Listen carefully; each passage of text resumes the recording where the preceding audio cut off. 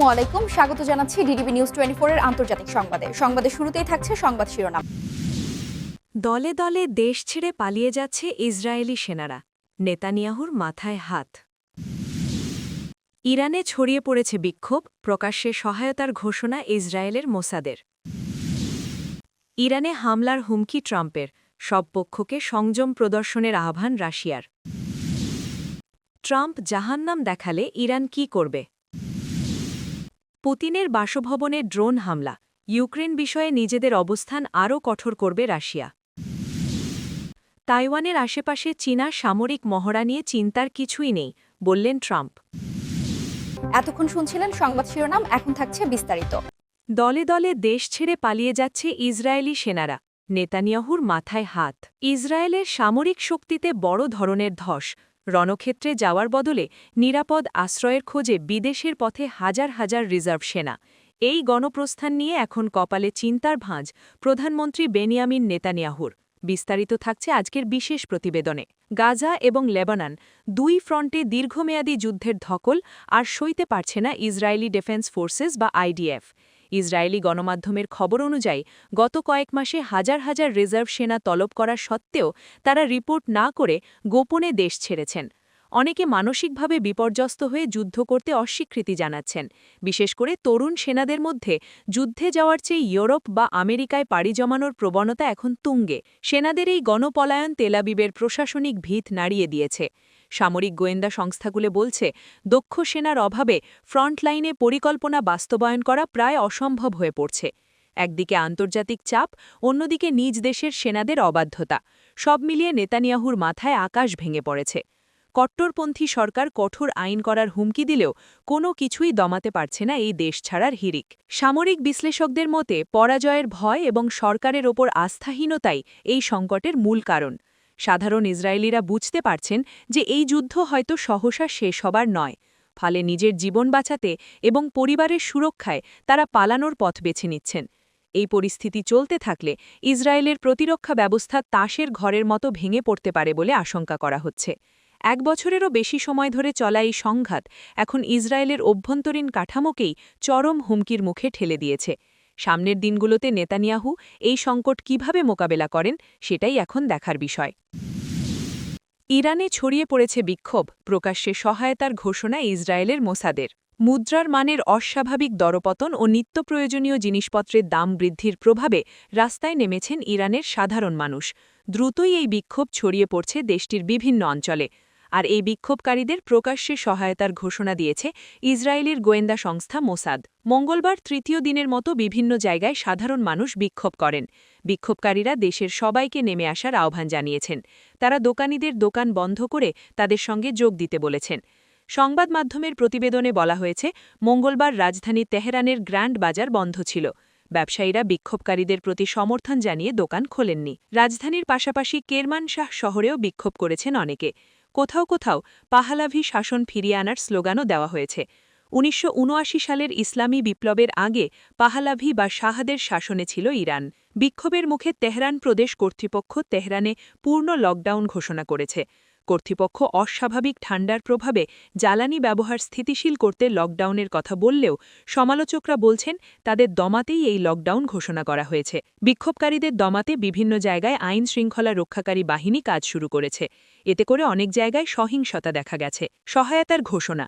ইসরায়েলের গোয়েন্দা সংস্থা মোসাদের ইরানের বিক্ষোভকারীদের সহায়তার ঘোষণা দিয়েছে দখলদার ইসরায়েলের গোয়েন্দা সংস্থা মোসাদ। সোমবার সামাজিক যোগাযোগ মাধ্যমে মোসাদ পোস্ট করেছে। তারা বিক্ষোভ অব্যাহত রাখার আহ্বান জানিয়ে বলেছে, বিক্ষোভকারীদের শুধুমাত্র দূর থেকে নয়, বিক্ষোভ স্থল থেকেও সহায়তা করা হচ্ছে। ইরানে হামলার হুমকি ট্রাম্পের, সব পক্ষকে সংযম প্রদর্শনের আহ্বান রাশিয়ার। ক্রেমলিন মঙ্গলবার ইরান ইস্যুতে সব পক্ষকে উত্তেজনা না বাড়ানোর আহ্বান করে। এর আগে যুক্তরাষ্ট্রের প্রেসিডেন্ট ডোনাল্ড ট্রাম্প বলেন, ওয়াশিংটন ইরানের ওপর আরেকটা বড় হামলাকে সমর্থন করবে। ইসরায়েলের প্রধানমন্ত্রী বেনিয়ামিন নেতানিয়াহুর পাশে দাঁড়িয়ে ট্রাম্প সোমবার ইঙ্গিত দেন যে জুনে যুক্তরাষ্ট্রের হামলার পর ইরান হয়তো তার অস্ত্র কর্মসূচি পুনরুদ্ধারের চেষ্টা করছে। তবে পারমাণবিক অস্ত্র কর্মসূচির ব্যাপারে ইরান বারবার অস্বীকার করে আসছে। সংবাদ সম্মেলনে সাংবাদিকদের ট্রাম্প বলেন, আমি পড়ছি যে তারা অস্ত্র এবং অন্যান্য জিনিসপত্র বেশি তৈরি করছে এবং যদি তাই হয় তারা আমাদের ধ্বংস করা সাইটগুলো ব্যবহার করছে না, কপিনাউদ অন্যান্য সাইটগুলো ব্যবহার করছে। ইউক্রেন যুদ্ধ শুরুর পর থেকে তেহরানের সঙ্গে ঘনিষ্ঠ সম্পর্ক গড়ে তোলা মস্কো উত্তেজনা কমানোর আহ্বান জানিয়েছে। ক্রেমলিনের মুখপাত্র দিমিত্রি পেসকভ জানান, আমরা বিশ্বাস করি এমন কোনো পদক্ষেপ থেকে বিরত থাকা প্রয়োজন যা অঞ্চলে উত্তেজনা বাড়াতে পারে এবং আমরা মনে করি প্রথমত ইরানের সঙ্গে সংলাপই প্রয়োজন। তিনি বলেন, রাশিয়া ইরানের সঙ্গে ঘনিষ্ঠ সম্পর্ক বজায় রাখবে। জুনে ১২ দিনের ইসরায়েলি সামরিক অভিযানে যোগ দেওয়ার পর যুক্তরাষ্ট্র ইরানের ৩টি প্রধান পারমাণবিক স্থাপনায় হামলা করে। সে সময় ট্রাম্প বলেছিলেন, ওই হামলায় ইরানের স্থাপনাগুলো সম্পূর্ণ ধ্বংস হয়ে যায়। তবে পরবর্তী এক যুক্তরাষ্ট্রীয় মূল্যায়নে দেখা যায় হামলাগুলো মূলত কেবল একটি স্থাপনাকে বেশি ক্ষতিগ্রস্ত করেছে। এই বছর রাশিয়া এবং ইরান একটি সামরিক অংশীদারিত্ব চুক্তি স্বাক্ষর করেছে। পশ্চিমী দেশগুলো ইউক্রেনের রুশ হামলার জন্য তেহরানকে মিসাইল এবং ড্রোন সরবরাহের অভিযোগ করেছে, যা ইসলামিক রিপাবলিক অস্বীকার করে। ট্রাম্প জাহান্নাম দেখালে ইরান কি করবে? পুনরায় পরমাণু ও ব্যালিস্টিক মিসাইল কর্মসূচি সচল করলে ইরানকে জাহান্নাম দেখানোর ঘোষণা দিয়েছেন মার্কিন প্রেসিডেন্ট ডোনাল্ড ট্রাম্প। তিনি বলেছেন, এই পথে হাঁটলে ইরানকে আরও ভয়াবহ সামরিক হামলা চালানো হবে। সোমবার ফ্লোরিডার মার-আ-লাগো রিসর্টে ইসরায়েলি প্রধানমন্ত্রী বেনিয়ামিন নেতানিয়াহুর সঙ্গে এক বৈঠকে তিনি এই মন্তব্য করেন। ট্রাম্প সাফ জানিয়ে দিয়েছেন, ইরান যদি তাদের অবস্থান পরিবর্তন না করে তবে গতবারের চেয়েও শক্তিশালী আঘাতের মুখোমুখি হতে হবে তাদের। তিনি সরাসরি বলেন, যুক্তরাষ্ট্র ইরানকে বিধ্বস্ত করে দেবে, যদিও তিনি ব্যক্তিগতভাবে এমন পরিস্থিতি এড়াতে চান। এর আগে গত জুন মাসে ইরানের ফোর্দো, নাতাঞ্জ ও ইস্ফাহান পরমাণু কেন্দ্রে বড় ধরনের বিমান হামলা চালিয়েছিল যুক্তরাষ্ট্র ও ইসরায়েল। সেই হামলার কথা স্মরণ করিয়ে দিয়ে ট্রাম্প বলেন, তেহরান কী করার চেষ্টা করছে তা ওয়াশিংটনের নখদর্পণে রয়েছে। B-2 বোমারু বিমানের জ্বালানি খরচ করার ইচ্ছে তার নেই উল্লেখ করে তিনি বলেন, পারমাণবিক অগ্রগতির কোনো খবর পাওয়া মাত্রই যুক্তরাষ্ট্র তাৎক্ষণিক ব্যবস্থা নেবে। মার্কিন প্রেসিডেন্ট এই ইস্যুতে ইসরায়েলের যে কোনো সামরিক পদক্ষেপকে নিঃশর্ত সমর্থন দেওয়ার প্রতিশ্রুতিও পুনর্ব্যক্ত করেছেন। তবে ইরানও জানিয়েছে, ইসরায়েল ও আমেরিকার যে কোনো আগ্রাসনের মুখোমুখি হওয়ার জন্য প্রস্তুত তেহরান। দেশটির বিপ্লবী গার্ড বাহিনীর দাবি, এ বছরের জুন মাসের ১২ দিনের যুদ্ধের সময়ের চেয়েও তারা এখন শক্তিশালী, তাদের প্রস্তুতিও তুঙ্গে। দুই পক্ষের মুখোমুখি অবস্থানে আবারও যুদ্ধের শঙ্কা দেখতে পাচ্ছেন বিশেষজ্ঞরা। পুতিনের বাসভবনে ড্রোন হামলা, ইউক্রেন বিষয়ে নিজেদের অবস্থান আরও কঠোর করবে রাশিয়া। নবগরদ অঞ্চলে একটি প্রেসিডেন্সিয়াল বাসভবনে ইউক্রেনীয় ড্রোন হামলার ঘটনা রাশিয়ার সম্ভাব্য শান্তি চুক্তি নিয়ে অবস্থানকে আরও কঠোর করবে বলে ক্রেমলিন মঙ্গলবার জানিয়েছে। ইউক্রেনের প্রেসিডেন্ট ভলোদিমির জেলেন্সকি রুশ অভিযোগকে মিথ্যার আরেক দফায় প্রত্যাখ্যান করেছেন, যা তার কথায় ইউক্রেনের বিরুদ্ধে বাড়তি হামলা ন্যায্যতা দেওয়া এবং যুদ্ধ দীর্ঘায়িত করারই চেষ্টা। ক্রেমলিনের মুখপাত্র দিমিত্রি পেসকভ উল্লেখ করেছেন, ইউক্রেন ড্রোন হামলার বিষয়টি অস্বীকার করেছে এবং তিনি বলেছেন, অনেক পশ্চিমা মাধ্যমও কিয়েভের সেই অস্বীকারের সুরে সুর মিলিয়েছে। পেসকভ সাংবাদিকদের বলেন, এই তন্ত্রবাদী কর্মকাণ্ডের লক্ষ্যই হল আলোচনার প্রক্রিয়াকে ধসিয়ে দেওয়া। কূটনৈতিক পরিণতি হবে রুশ ফেডারেশনের আলোচনার অবস্থানকে আরও কঠোর করা। তিনি বলেন, রুশ সেনাবাহিনী জানে কিভাবে এবং কখন জবাব দিতে হবে।